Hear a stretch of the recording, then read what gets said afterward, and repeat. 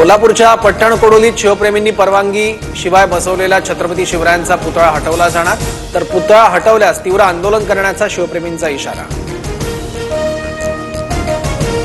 कुणाल कामरा विरोधातील 3 गुन्हे मुंबई पोलिसांकडे वर्ग. उपमुख्यमंत्री शिंदेंवर विडंबनात्मक गाणं सादर केल्याचा कामरावर आरोप.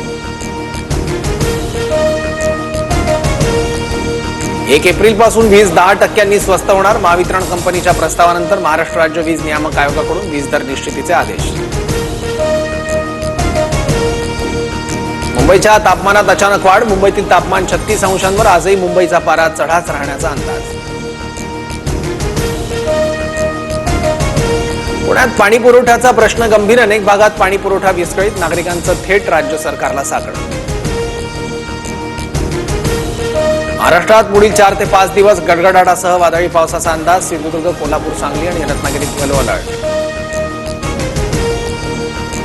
4 ते 5 दिवसात सिंधुदुर्गात काही ठिकाणी पावसाची हजेरी. अवकाळी पावसामुळे कोकणातील बागायतदार चिंतेत.